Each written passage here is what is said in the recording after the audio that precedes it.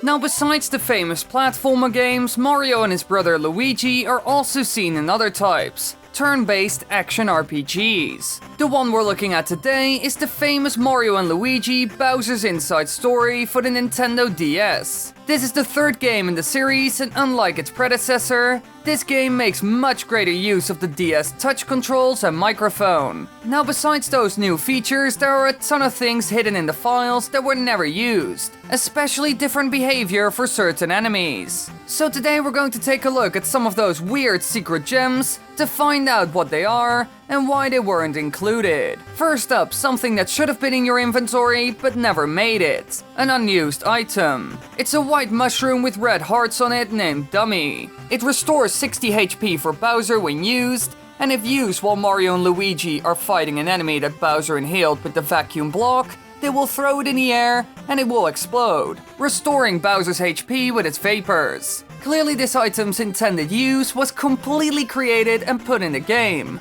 However, it was never used. Its name suggests that it was only made for testing, but it's kind of weird that they completed it.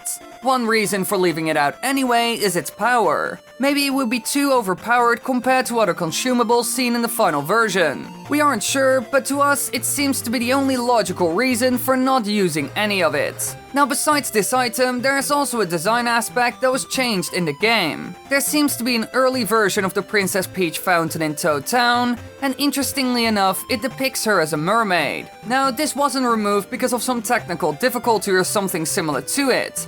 This was most likely a design choice. And to be honest, the mermaid version looks better. So we're kind of sad that they went with the normal one. Now, let's get to the star of the show. The enemy behaviors that were never seen in a ton of battles. Certain enemies in the game are only meant to be fought with either Mario and Luigi or Bowser, and the other will never encounter it in normal gameplay. However, if hacking is used to encounter these enemies with the other, you can see that their behaviors change, which is certainly strange. So let's have a look at the ones with the most drastic changes. First, Dark McAwful. When it fights the brothers, there are a couple of things different here. Its punching attack can be countered by hammering, the countdown attack is replaced by one that spawns the stars the head uses when attacking Mario and Luigi on its own, which slowly move toward you and only hurt you sometimes.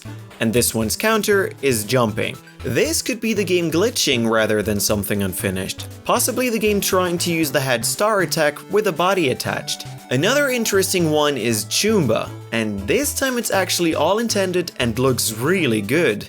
Because it makes an M and L smoke signal instead of Bowser's fist and shell, and freezes next turn after charging up. So it functions mostly surprising enough, so maybe the bros were supposed to battle them in game, but that was eventually changed. They at least did some work on it. Why is unknown. Now besides this, the smaller giant battle enemies can also be spawned in normal battle. This may mess up the top screen graphics and most of them will crash the game, but a few of them function properly. However, putting small enemies in a battle with Bowser will have them run away most of the time. But there is one that dares to take him on. The Pendrill. Unlike the other small enemies, this one will actually try to attack Bowser. However, it may softlock the game after attacking. Clearly there is still some problems with it, but Bowser was never meant to face it like this anyway. Now, when Bowser is in a battle against an enemy found in his body, he doesn't even attempt to inhale them. After hitting the vacuum block, the game will immediately cut to the enemy's turn. Other than that, they will act the same.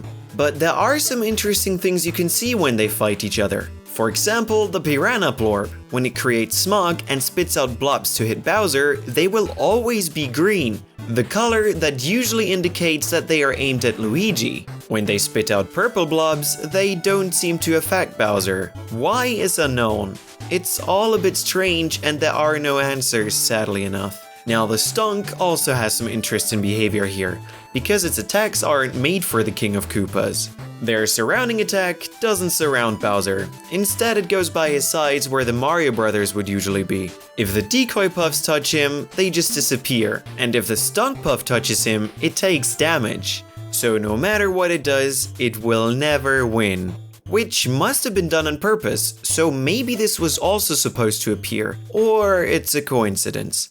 Now, some enemies that can usually only be battled by Mario and Luigi after Bowser inhales them, act strangely when Bowser fights them. For example, the vacuum helmet from the Dark Fawful fight. It floats, so Bowser's attacks will miss. And when he tries to do so, it glitches and goes higher up on the bottom screen. If you try to damage it again, it will walk over to its new location. Now, what exactly happens here kind of confuses us.